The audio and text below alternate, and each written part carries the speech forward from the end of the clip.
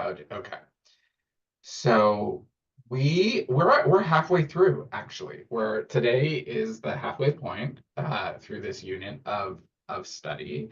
And right now we are in the middle of the question of how do you assess medical costs. And up until now, really, in this subsection of the Talmud, on this question of the Mishnahs, how do you assess medical costs? Um, one of the interesting questions was, um, how once you agree that the let's say the defendant is required to cover the medical costs of the injured person, how far does that go? And the rabbis acknowledge that there is potential, or let's say the rabbis acknowledge that you have to balance between two things. One, making sure that the person who was injured gets their compensation, right? Is fairly covered for. It wasn't their fault. And making sure that the system isn't abused. And so we looked at all of these questions on how far does this go? What if there's secondary injuries? Does it matter if they were foreseen or unforeseen? Does it matter if they were directly related to the actual injury itself, or if they were kind of secondary to that? And then the last question we left off on, which will kind of connect us into where we're going now, is this question of, if if you were hurt by someone else and the court ruled that they were liable to pay for your medical costs, and you didn't follow your doctor's advice, right? You didn't take your medication properly.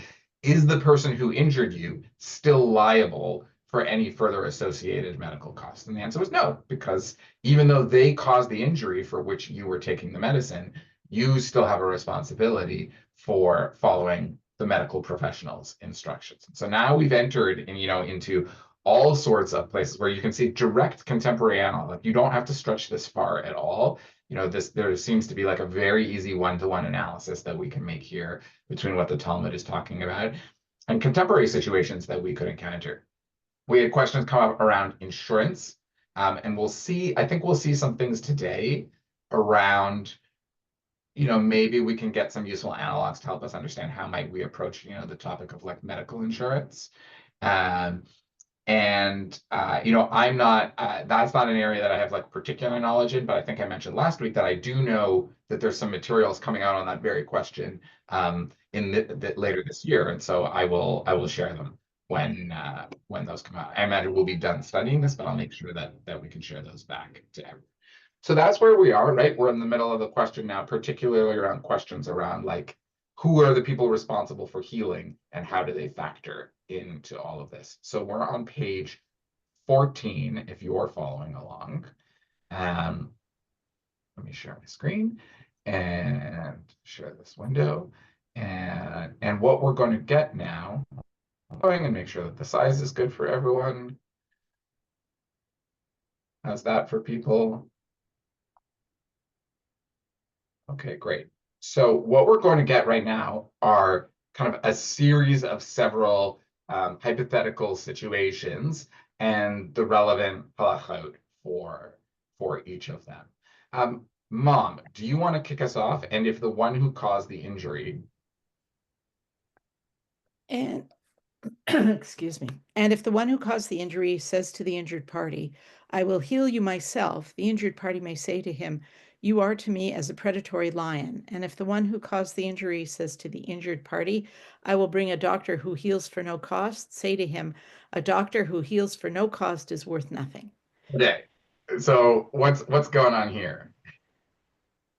This is like when you have a fender bender and the other person says, "Oh, I you bring the car to my friend who has a body shop." This is You know, exactly that, you're right? not going to trust them. You're not Yeah, gonna, right. And why aren't you gonna trust that person? because there's no objectivity. There's no objectivity. Worse than there's no objectivity, where's the bias in this, right? The person who caused the injury is not doing this to help you. They're doing it to help themselves, right? The first situation is like, oh, I'm a doctor, I can heal you, right? No, you can't claim that, right?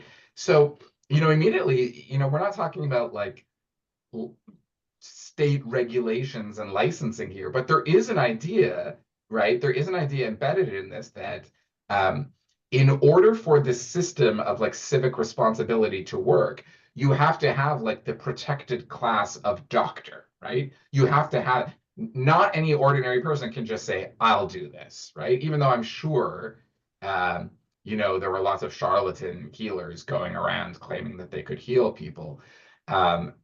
But you can't create the system of remuneration and justice with those people, right? So there's an idea that like you can't just call yourself the doctor. You can't say I'm going to heal you, right?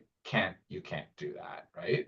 Well, and the metaphor is great. Like you're a predatory lion, right? Like what's in it for you, right? In doing this, and it's almost like that's what we call like like predators are kind of like those kind of charlatans today, like they prey on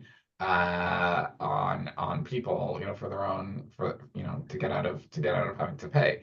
And then the second idea, right, is not just that like there's a protected class of doctors, but that like we have like a sense of like what it means to be in that profession. Like, no, they have to get paid, right?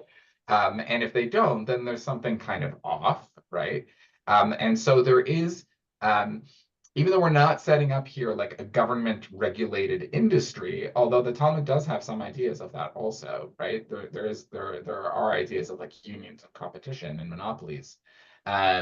We do have a sense here that in order for the system of kind of state enforced compensation for injuries to work, you have to have some policies surrounding who is in and who is out, right? Who can actually take part in this. Yeah, Vanix.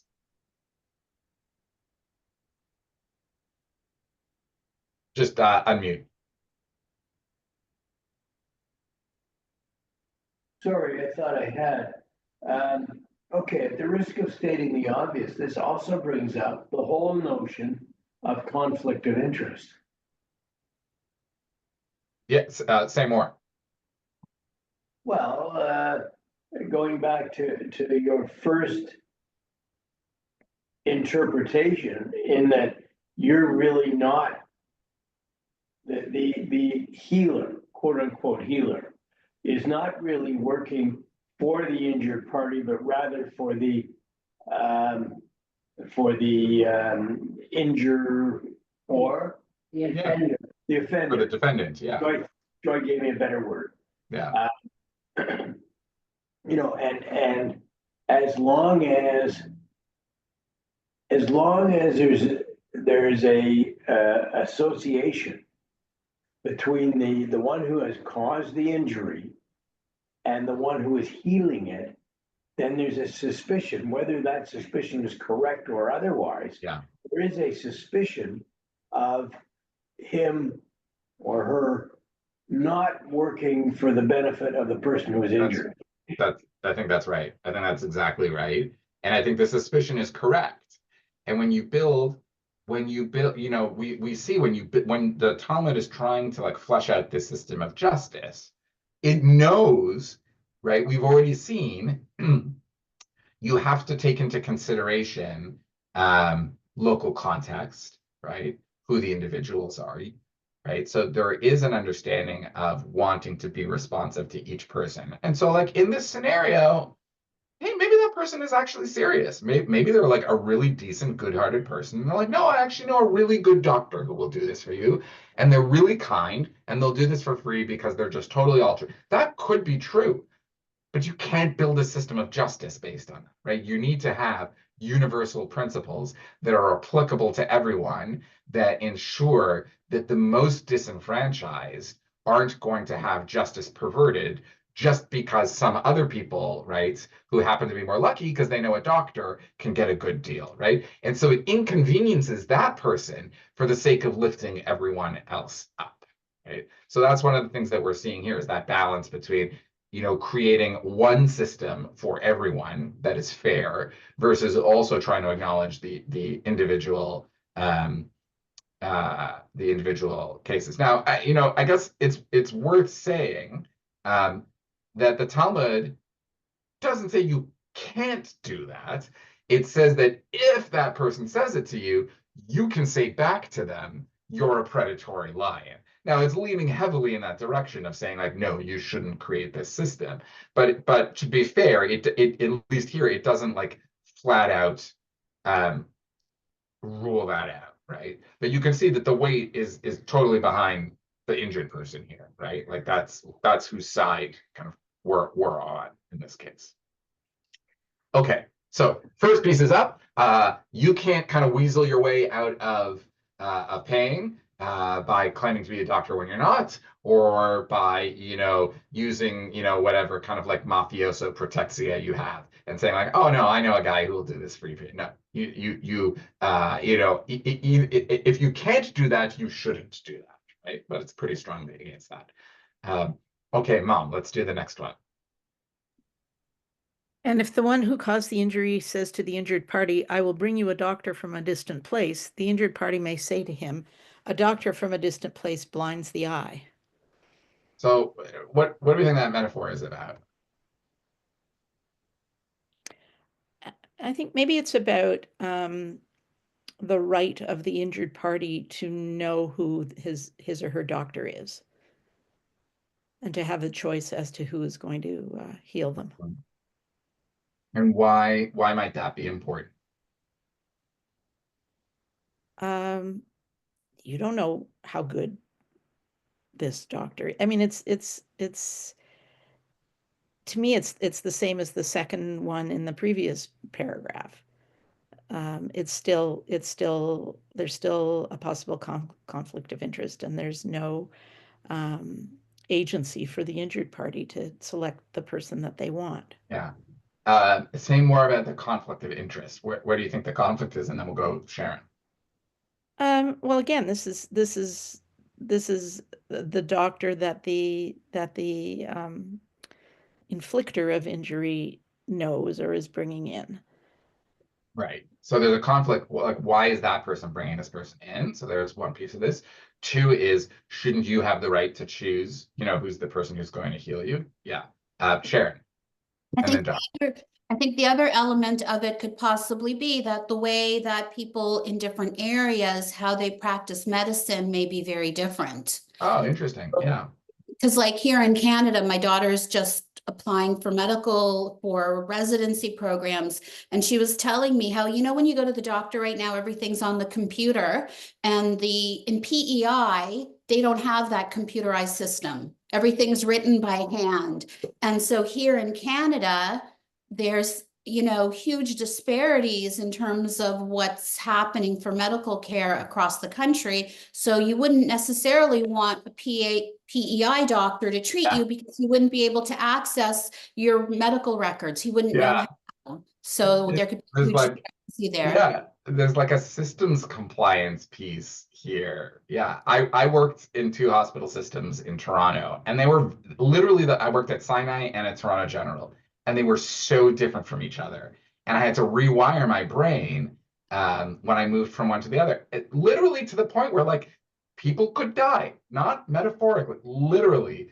People could die if you didn't like align the systems to each other.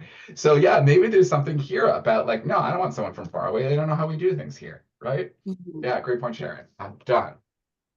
Yeah, I have 2 things. First, to build on Sharon, doctors from other countries may not have the same training as a doctor that is in your area that you are comfortable with, or that your community demands compliance for. So, the OMA in Ontario has certain standards for what a doctor can be, if they're coming from an out of country or out of province or whatever that looks like.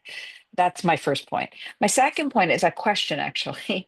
I understand the conflict of interest between the offender providing the doctor on any level, or suggesting a doctor on any level.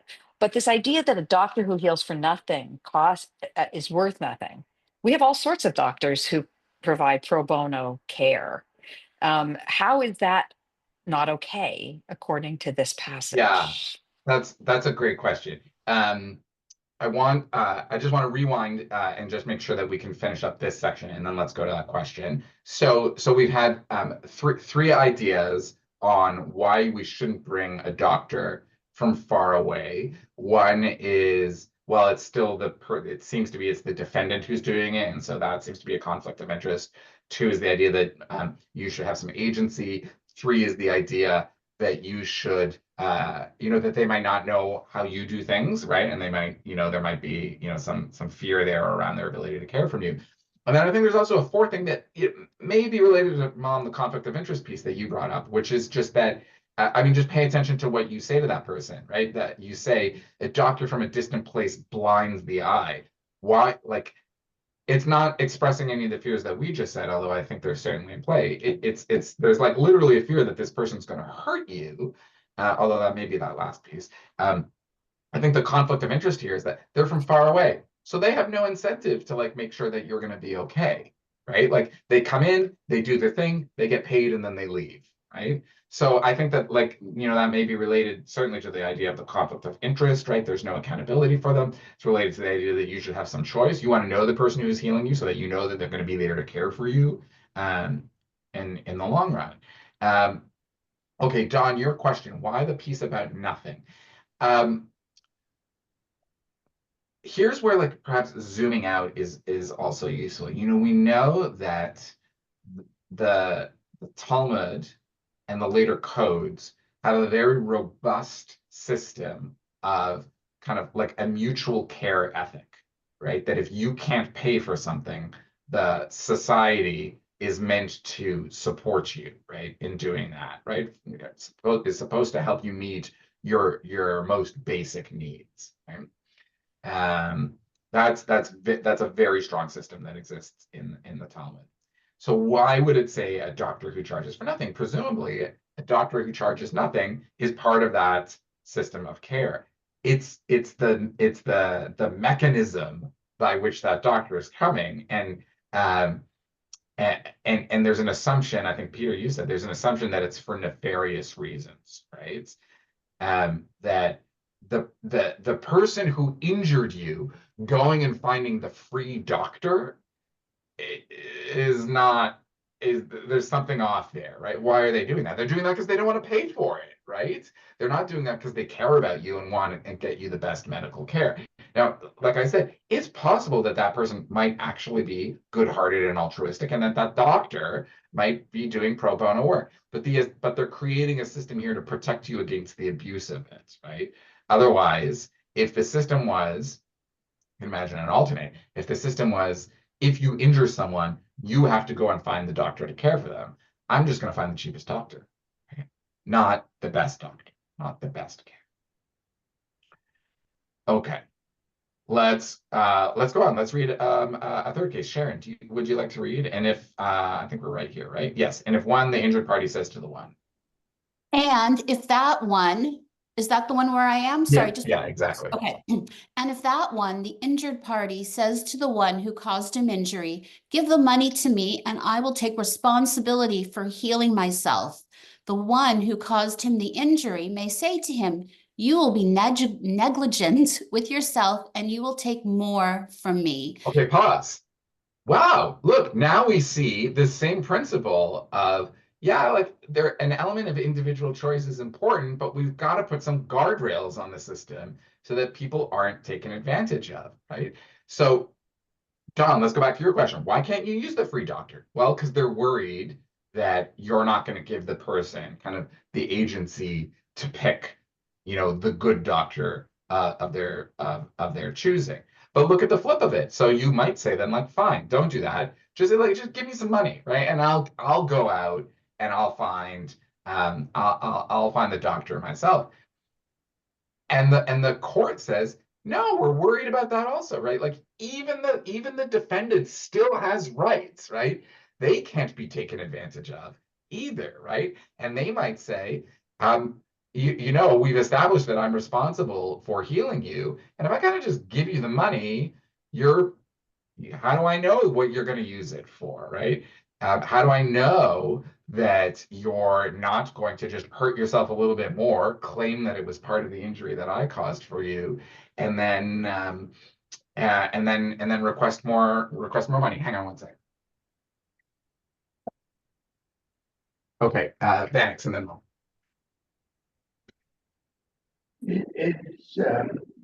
This also brings up the issue of quantifying the amount of the injury. You know, if I let's use the example of a car accident, for example, as an example, I should say. You know, you hit me, and I have a little dent in the back of my car, and I say, and because it's my fault, all right? Sorry, because it's your fault, you say to me, I'll look after it. I'll give you the $500 or the $1,000 to fix the car because I don't want to put it through my insurance. Well, it's a different example, but and that's the example of bringing in the doctor from far away, or choosing, or the offending individual choosing the doctor. But the other side of the coin is you hit me, and you hit me in the rear, but I got a dent in my front fender, so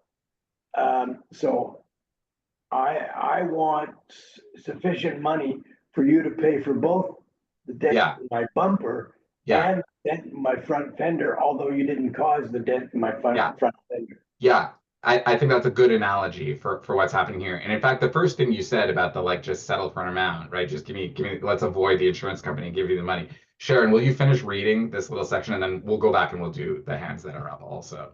Okay. And if the injured party says to the one who caused him injury, settle a fixed sum for me, the one who caused him the injury may say to him, all the more so with the proposal, is there a concern that you will be negligent with yourself and people will call me an ox that causes damage? Yeah, Peter, this is what you're saying, right? So an ox is like the prototypical vehicle that causes damage in the Talmud, right? But it's also funny, right? Like, yeah, people will call me an ox that causes damage. That's actually a category of ox, meaning this is like an interesting kind of side note that we have to go on.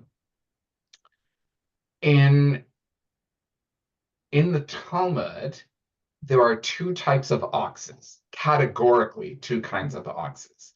There are oxes that are assumed to be mild-mannered and normal, and there are oxes that are assumed to cause damage. And that's important in case you get rear-ended by one of those oxes.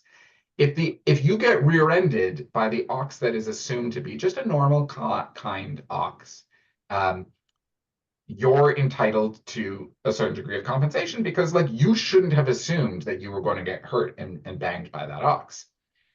But if you get rear-ended by the ox that's assumed to cause damage, yeah, you should have looked where you were going, right? You should have seen the ox speeding around the neighborhood, with its tailpipe out.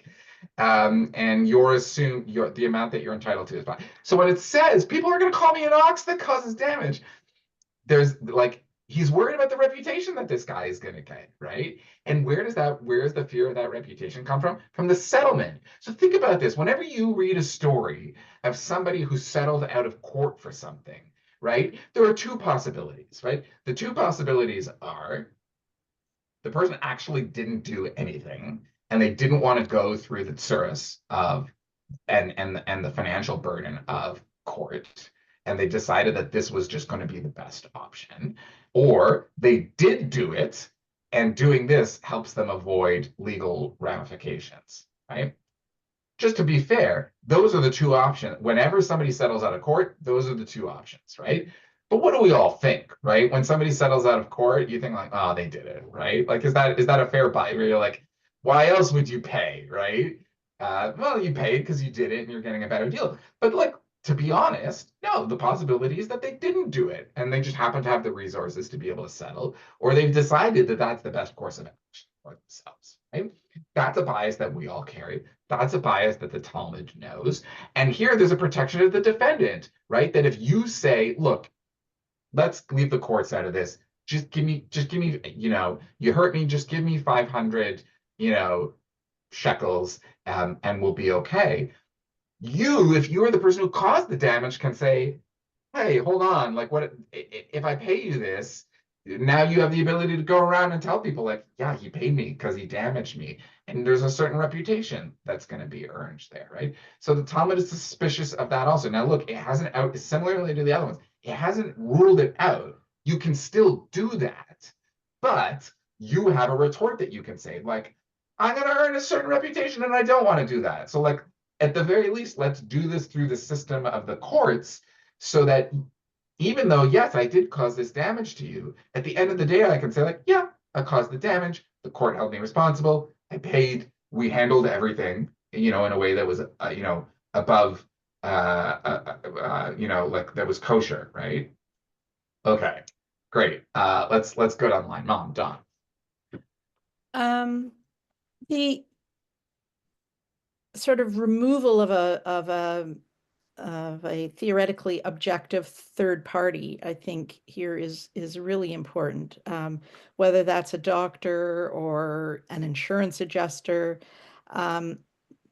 somebody is required who can assess the damages in a more accurate way than the two parties involved would be able to.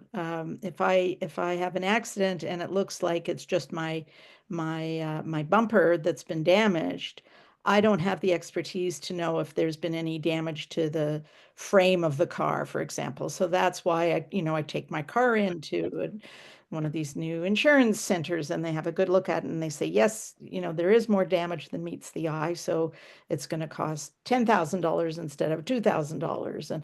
And you bypass that safeguard if you don't have a more objective third party. Yeah.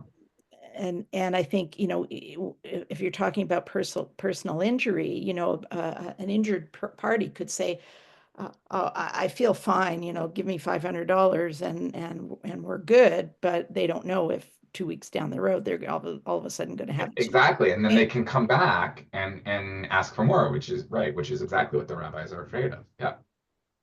Well, afraid of on both sides, like afraid of coming back and causing more financial ramifications to the perpetrator, but also the possibility of not compensating fairly the injured party. Yes. Yeah. That's still yes, great. That's still the primary concern here, is to make sure that the person who's injured is cared for. That's clearly the structure. The whole thing is set up around how can we make sure that the person who is injured is cared for and compensated. And as we do that, let's make sure we don't abuse the system and take advantage of the person, right? The person who caused the damage still has rights, right? Even in their responsibilities, they still have rights. Great. Yeah. Dawn and then Sharon. So remarkably, we have an immediate case right in front of us right now, where there was an accident in Toronto. Mhm. And yesterday, Delta offered all passengers a $30,000 sum. Oh, I Right? didn't see that. Wow. Yes. Delta offered every passenger on the plane $30,000. They said no strings attached. I'm not exactly sure what no strings attached means because Delta didn't make that clear. Does that mean they can't sue? Does that mean Delta is assuming responsibility or some responsibility for the crash? Are the passengers have immediate probably medical issues, but they probably will have long-term psychiatric and psychological mental health issues. Wow. Wow. Some may have long-term physical issues. So this idea that Delta has rushed in to give a $30,000 hopefully payment, I don't know what it is for me, it's suspicious because I live in a cynical society and a suspicious and a litigious society, And they're right? also suspicious of, why are you paying that $30,000 just like that? Exactly. So it just tweaked for me when this was Mm-hmm. read, because I kept thinking to myself, I mean, why would Delta want to give people $30,000? It works out to a pittance for Delta, like $2.4 Of million course. or something. But at Yeah. the same point, what does no strings attached actually mean? And Yeah. do they have to sign something? It's all very, for me, it's very suspicious. Yeah. Yeah. I think without litigating that, I want to be careful about saying this, but like I think that one of the things you could say is that, like, in our system, right, um, you might be incentivized to take that $30,000 because you think that it's going to be better than what the courts are going to for you. And so there's gambling involved, basically, right? It's a gamble of like, how can I get the best deal? I think that's accurate. In the Talmud's case, right, there's not the same gamble because the baseline requirement to cover all 5 categories isn't up for litigation. It's fundamental, right? But in our system, you don't know what the court is going to rule in terms of your damage and your lost wages and your emotional damage. You just don't know that. But the Talmud says, no, like, you are responsible for those ipso facto, right? Yeah, it's a great test case, though. Yeah. Sharon and then Vanix. So just to two things. To first of all respond, my understanding, I read about the Delta case, and my understanding is that the airlines, like the rules that govern them, based on the nature of the accident, they have a requirement that they provide an immediate fund. It appears as if though the amount, like the 30 is higher than what's required in this Oh, case. definitely, yeah. But my understanding, what they said was that it was to cover immediate medical expenses and that it doesn't prevent them from, future claims. That's my understanding, but just because I understand it as such doesn't make it so. Yeah. But that is my understanding. The other thing I wanted to say, so this really brings up something, this talk about personal injury and doctors and, do you see my doctor? Do I see your doctor? It brings up something very personal, actually. So I guess, like it feels like yesterday in some ways, I fell down a flight of icy stairs and I fractured my spine, and it was a doozy. And so I had to, deal with the whole personal injury gamut. And it was very interesting how my lawyer would send me to a doctor, and the doctor would ask me what's going on and so forth. And I would tell them, and then they would give me a piece of paper and the thing that I needed to sign, and the things they would say on there were so untrue. And I'd be like, no, I'm not willing to say that, these things, that I'm so much worse than I am. So the doctor that the lawyer sent me to wanted me to say, I'm so much worse than I am. And then I had to also attend doctors that the insurance company sent me to. And I would attend those doctors and they would say, oh, wow, this is going on, this is the problem, etc. But then they would provide documentation to the insurance company that would say, she's fine. And so like this about, do I see your doctor or do I see my doctor? Do I see a known doctor? It brings up that, who in whose pocket. And, if the doctor's being paid by the insurance company, well, they want to stay in the good graces versus the pocket being paid by, the person who was injured. It's very, very interesting, and it's a problem in today's personal injury. I can tell you from personal experience. Yeah. Yeah. Well, thanks for sharing. I'm sorry that that's what you had to experience to learn that. It's an open secret that, I would say the system is corrupt in terms of like who you're allowed to see and what they're incentivized to do. It would be interesting to see if that, in asking the question, like, what's the halachic perspective on medical insurance?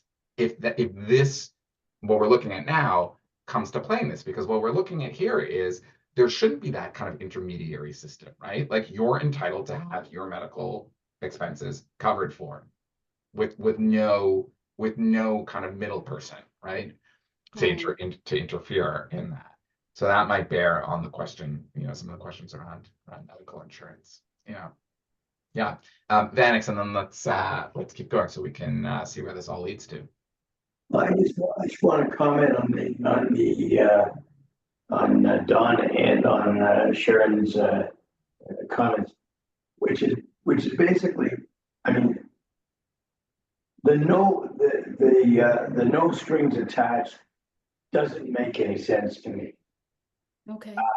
I mean, I'm down in the States. We really don't know what happened in Toronto. The amount of news we get is about Toronto or about Canada is minimal.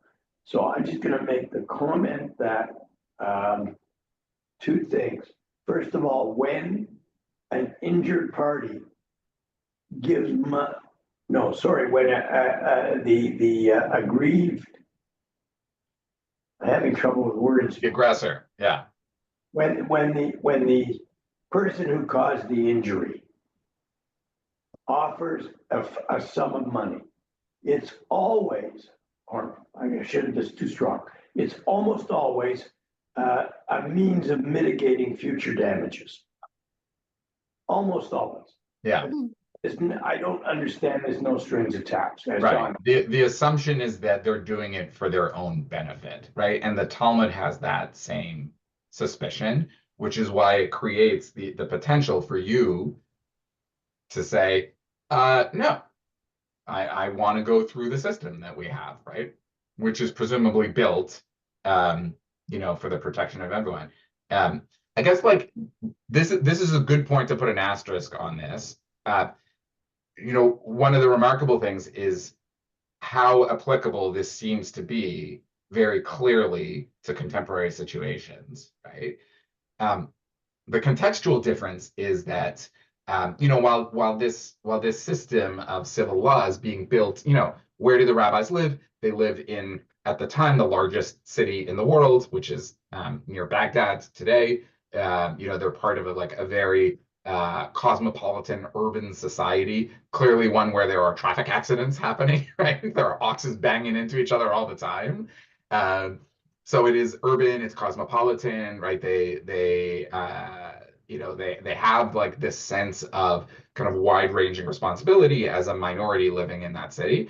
And yet it's not the same, right? It's much smaller in terms of the community.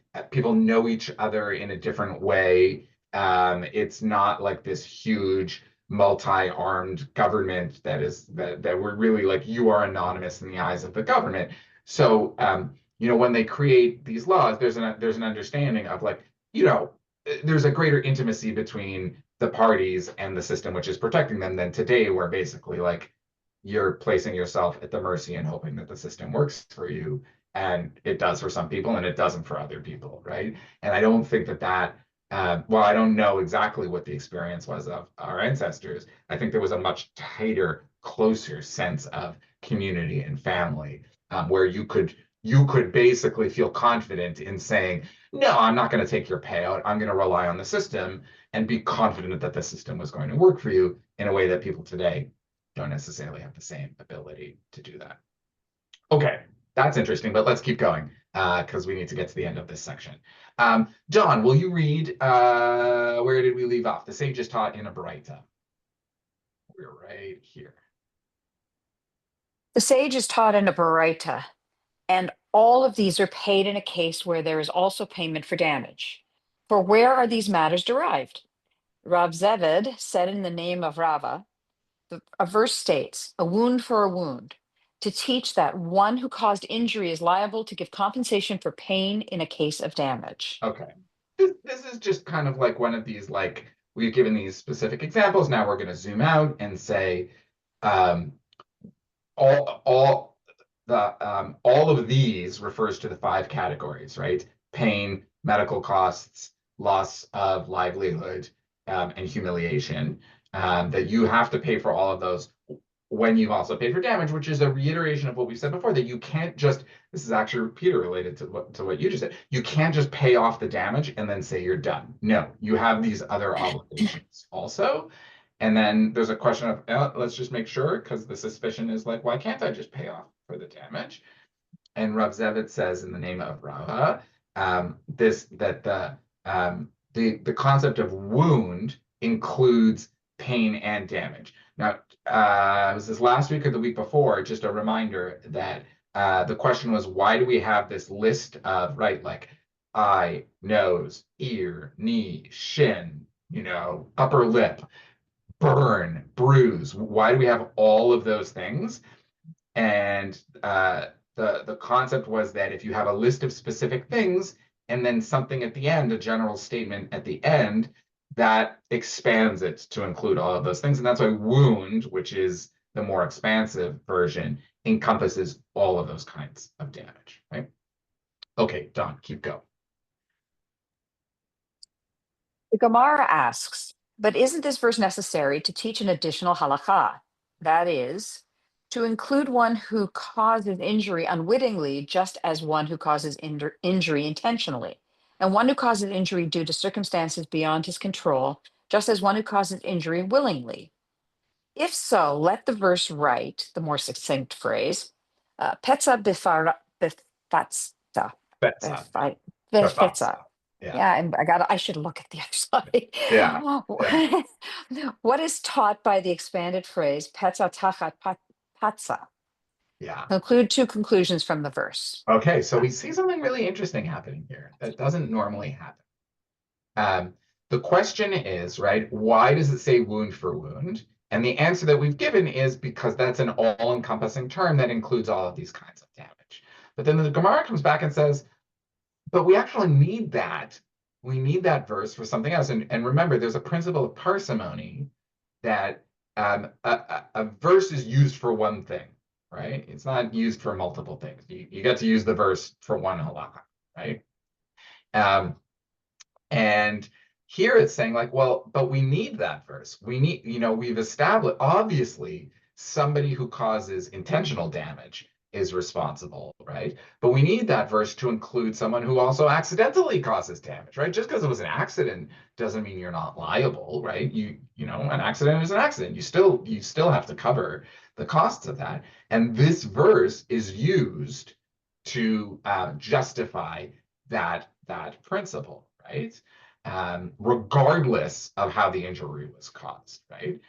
And so what's interesting is to see here, right, that Peter, you asked a question, I think, on day one about the word tachat, right? Why tachat? Now you were asking like it means under.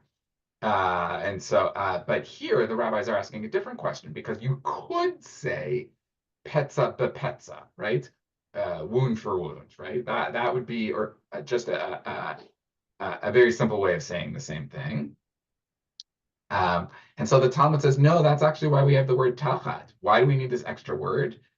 To give us space to draw two interpretations from one verse. Now, this is like really massaging the textual interpretation here, like or expanding it. Yeah, really, really doing that. But look what they're doing. They're saying, like, look, I have these two principles. One is that I want to incorporate all of these kinds of damages, and you could make a justifiable case that you should only need to pay for one of them. How can I justify that you have to pay for all five? And I have this other important thing that I need to say, which is like, just because it was an accident doesn't mean you get off scot-free. No, you're still responsible.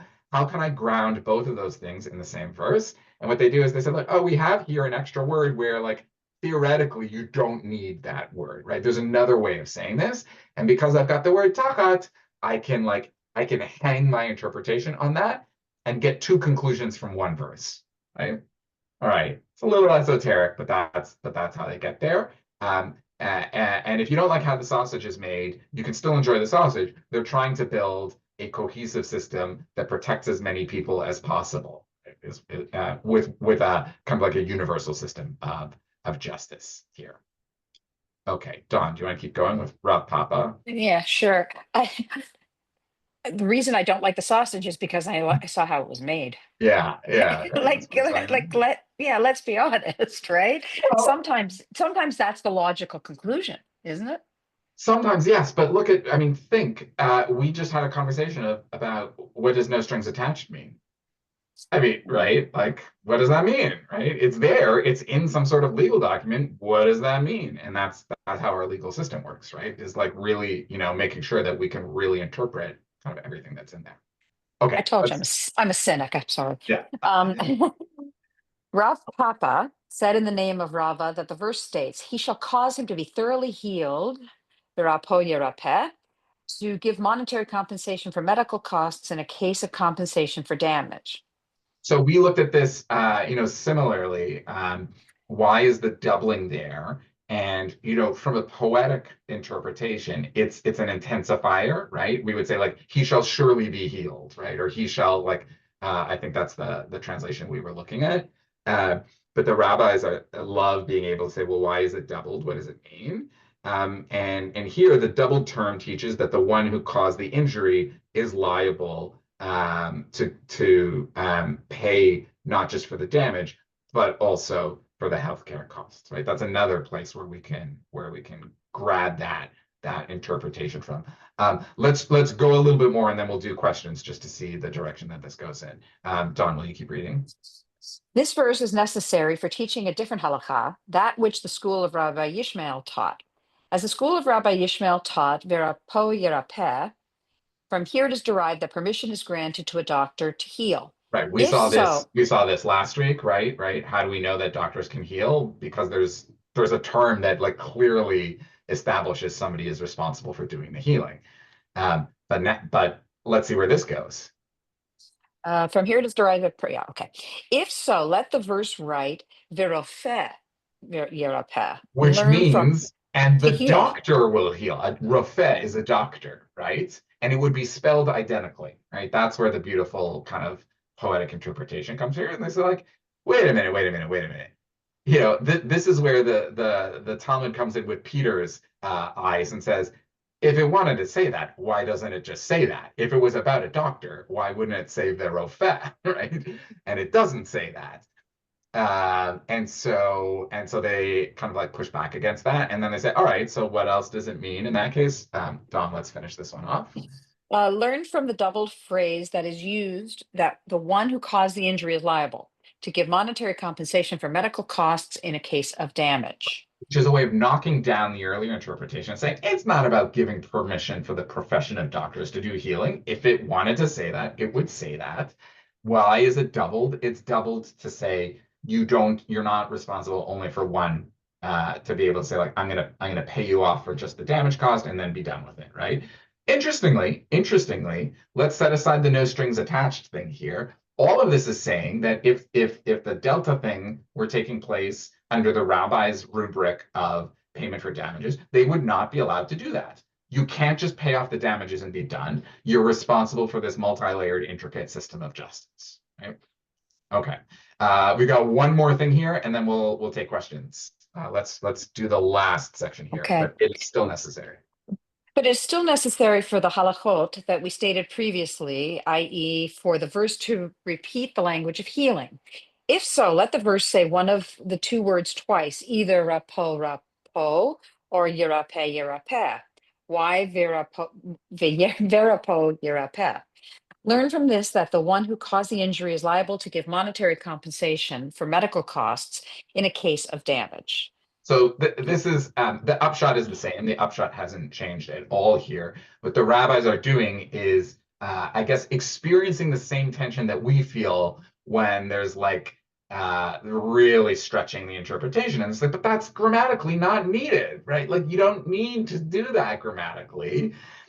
And they're encountering the challenge of biblically, verapo yerapeh is how you would say it in biblical Hebrew, but it's not how you would say it in Mishnaic Hebrew. And so there's a little bit of a conflict here, and they're trying to iron it out, right? We can see all the creases, right? Because we have a different vantage point. They're trying to iron it out and say, like, why does it say it twice in this way? They're really trying hard to make their point. At the end of the day, for our purposes, the doubling is how the rabbis find textual proof for you can't get out, you can't just pay damages, you have to pay the other associated costs also.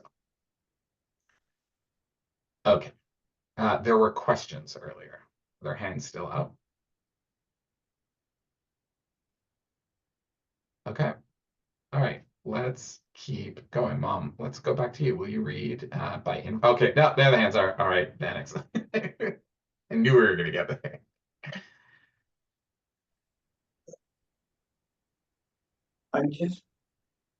We seemed to have come to an end before Don started reading the next section. We had come to the conclusion that the perpetrator was responsible and had to pay damages. So what I'm kind of wondering is, why is it necessary for all this verbiage following a conclusion that hasn't changed?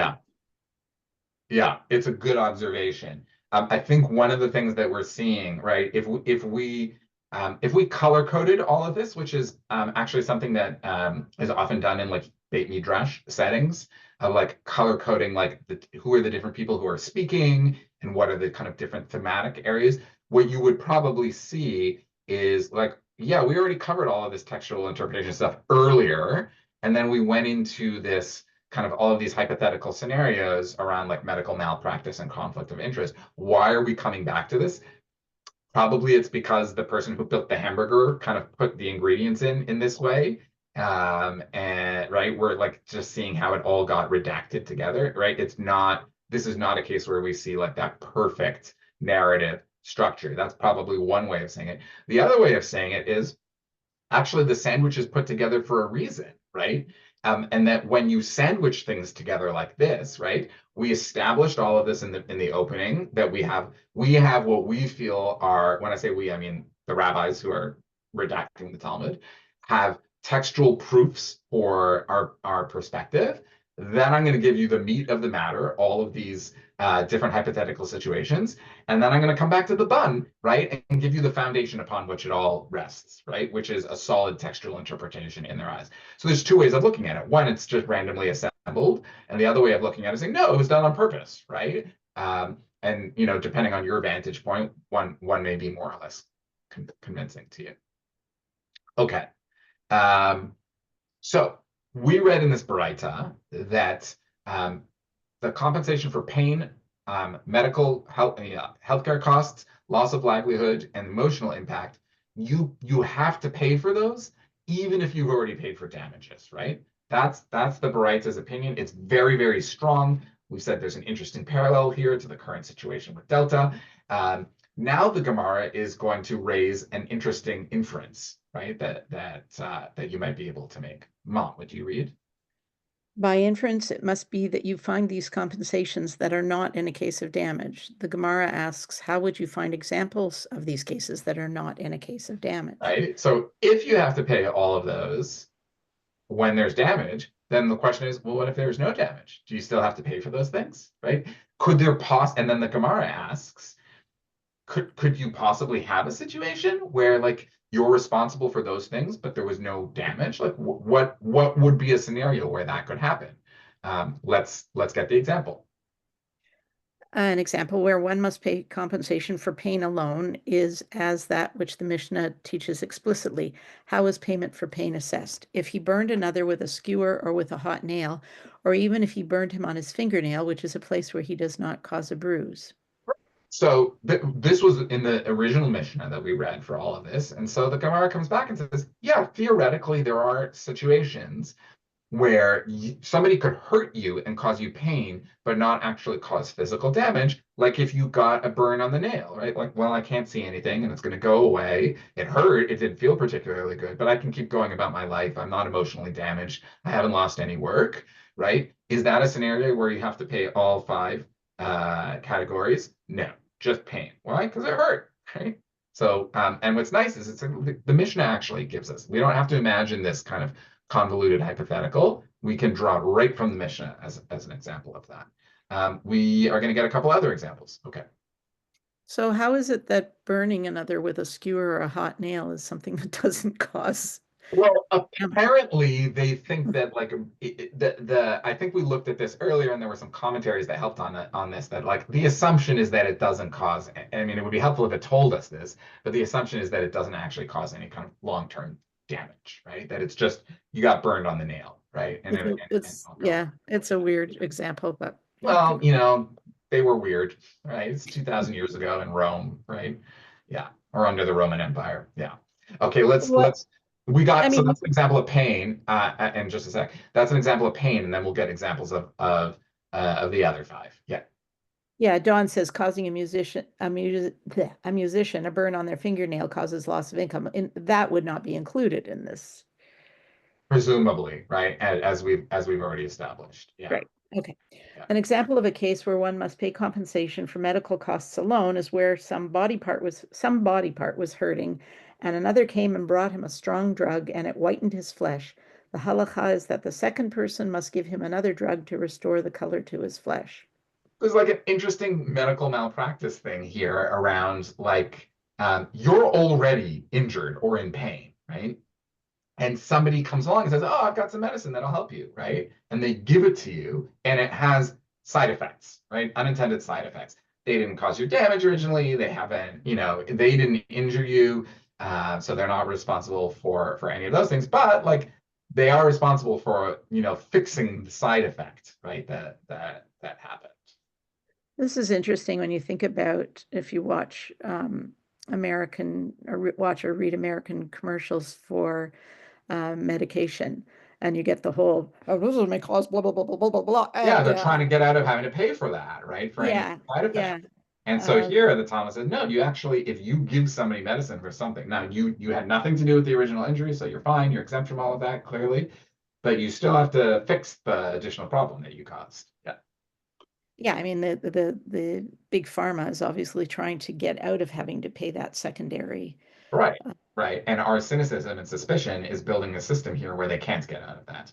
Okay, we're already over time, so let's finish the Talmud, and then I've got like a couple minutes where we can do questions. Yeah. Okay. An example of a case where one must pay compensation for loss of livelihood alone is a case of one who locked another in a room and forced him to be idle. Right? So it's like, it's a little crazy, but like, okay, yeah, didn't cause damage. There's no healthcare costs. There's, but I prevented you from going to work, so I have to pay for what you, right? Like, yeah, makes sense, right? Is it strange? Sure, but makes sense. Yeah. An example of a case where one must pay compensation for humiliation alone is a case of one who spit in the face of another. Right. No healing, no damage, no nothing, but it was insulting, right? So like, yeah. So I mean, this is all a system of checks and balances, right? Which is quite impressive. Yes, that is a great summation of this particular subunit. Is we want to, right? And because we're dealing with money and livelihood. So we want to create a system that gets people what they're entitled to, but it needs checks and balances, right?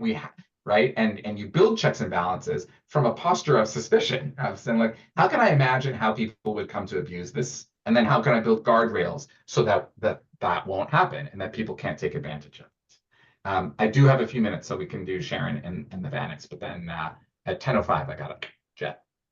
So it just makes me think about, how people who are injured and then they started taking opiates and so then there's that second level of damage caused by now they're on opiates and they're addicted and they're living on. Boy, are the Sacklers responsible under this system of justice, right? So holy cow, are they? Yeah.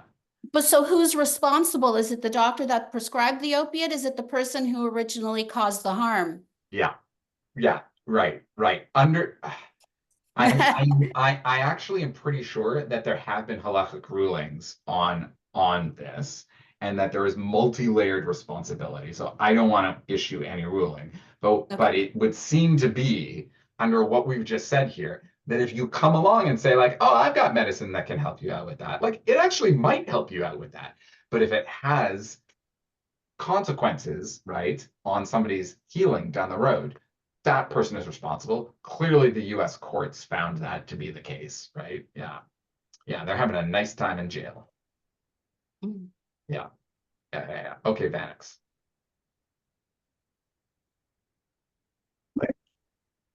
Question may have been answered, but I want to throw this out and get a response.